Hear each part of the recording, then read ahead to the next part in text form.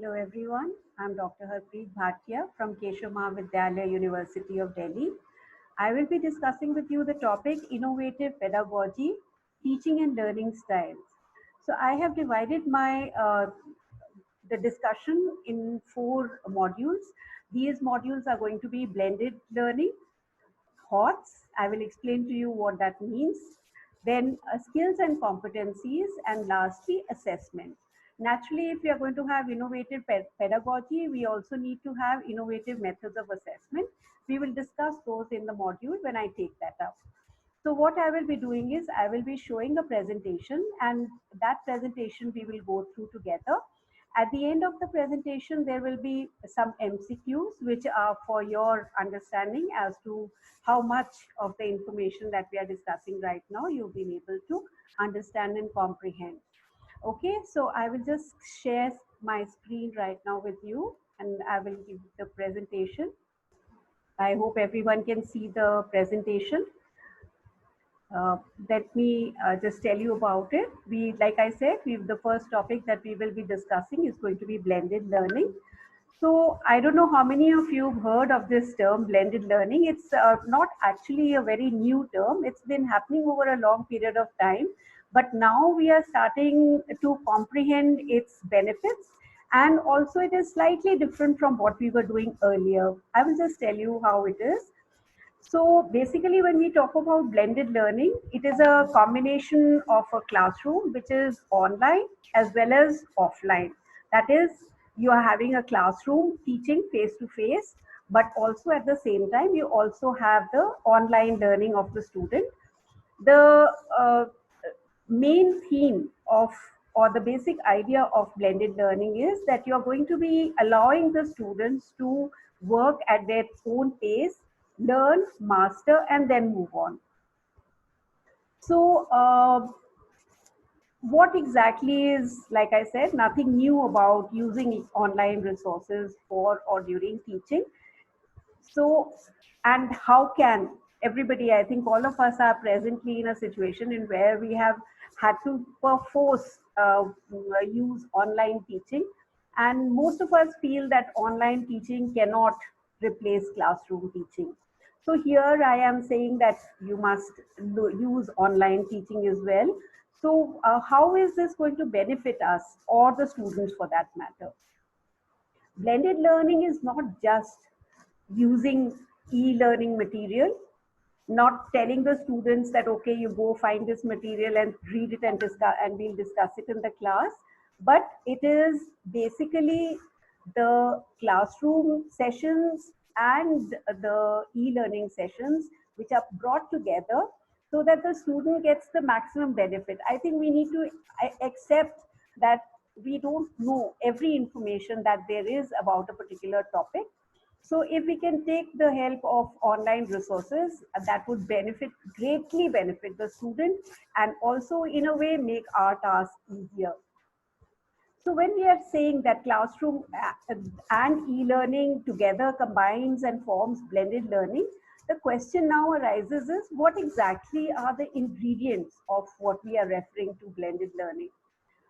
So here, as you can see, blended learning has not replaced face-to-face teaching or training in the classroom, but that is only one aspect. There are other aspects like the virtual classroom, the webinars, links that you provide students for further information, simulated kind of internships that you may have for your students. The assessment technique also can be both face to face as well as online. And because we are having this opportunity wherein we are dividing the task between online learning and classroom teaching, we can also devote time to individual students who require our help, which is different from what we are giving in general to the other students. So now there are different types of blended learning. The one which is most often used is station rotation or lab rotation. This is, as you can see in the picture over here, there are different stations that have been formulated within the classroom. There is one portion where you have the teacher-led instruction, where the teacher is dealing face to face with the students. Then you have collaborative activities and stations, like in where you would get the students to do projects and other different tasks which are based on what you have taught, but nevertheless not just book learning. And one section, very important, is totally computer based instruction. And here the most important aspect is that the teacher is not required for either of these two stations, and she can be present with those few students, which are 1/3 of the class, where she is able to devote the full time to those students.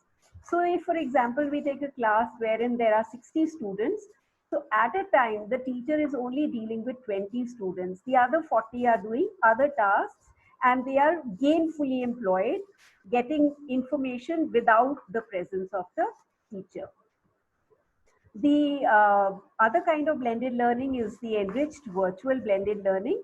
Here, the students are totally focusing on online coursework, and they meet the teachers only periodically in order to get any doubts that they have in their minds that they want to get clarified, or they want to actually interact with the teacher one to one because they want to know certain specific things from them.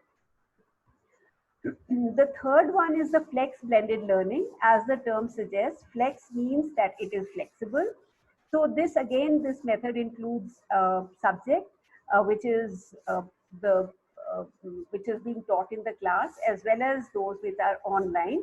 This is something similar to what the UGC is asking us to do at present, that at least take one course from the SWAYAM portal, and out of the number of papers that are being taught to our students of that course, and the rest of the learning is being done in the classroom with the students. So here again, the focus over here is again that it is individually customized schedule.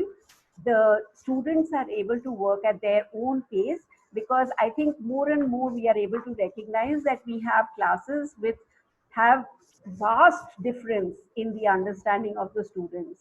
There are some students who are able to understand very quickly, and there are other students who really are lagging behind. And as a teachers, we face this constant challenge how to make our classroom teaching beneficial for both the children who are above average in intelligence and understanding, and those children who are struggling to understand what is being done in the class.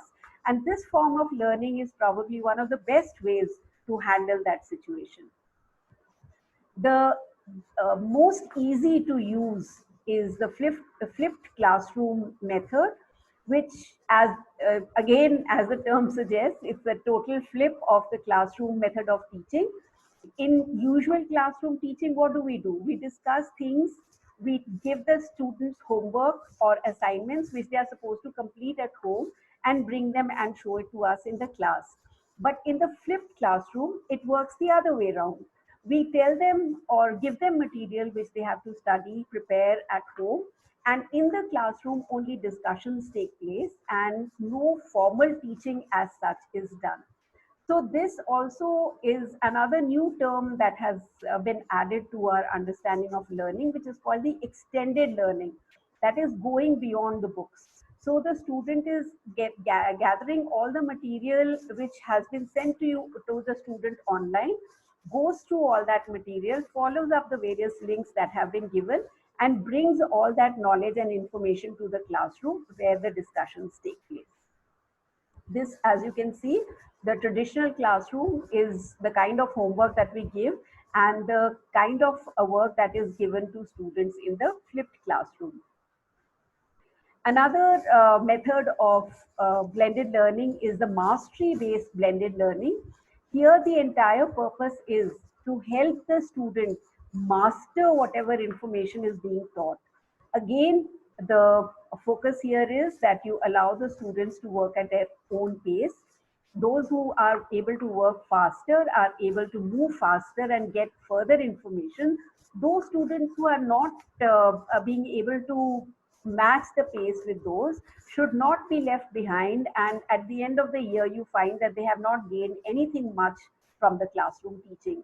In fact, we as teachers often find that these students who are having difficulty understanding things in class should actually be more regular in the class, but paradoxically, these are the ones who are most frequently absent. So we cannot help those students in any other way.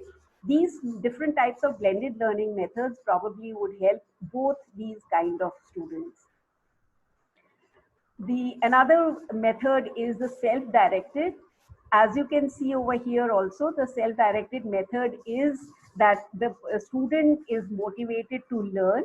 The student finds out the topics that he or she wants to know more about, is motivated to go online to find all that extra material, and you as a teacher work as a facilitator rather than somebody who's going to impose certain kinds of structures or information on them.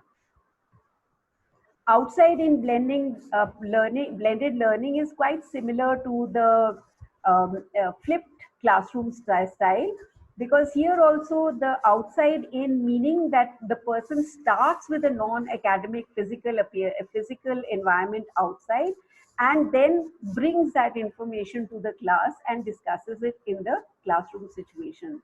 So basically the idea over here is that you encourage the student to be creative, collaborate with people in the outside world who are going to be able to help this person more in terms of practical application of the knowledge that the student is learning in the classroom.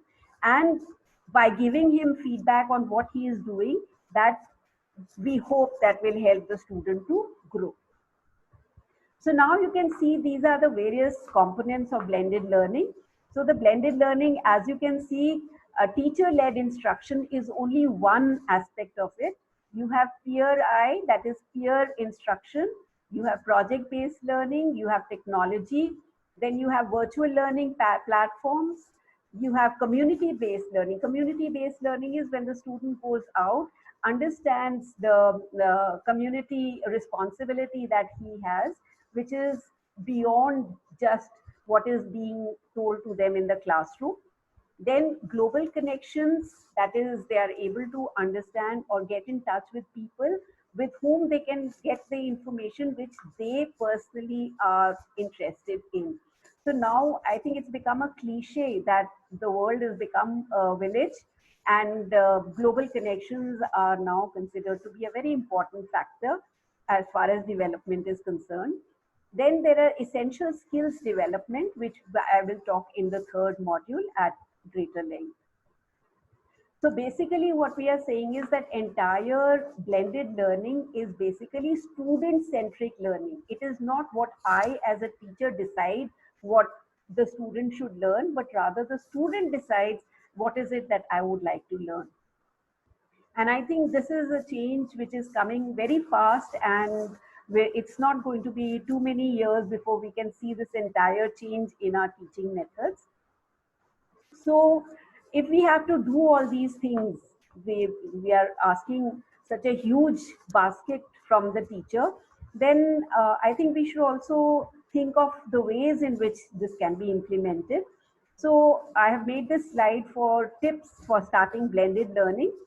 The first keystone is that although yes, my long-term plans may be very ambitious, but I need to start at a small pace so that I am able to develop on it.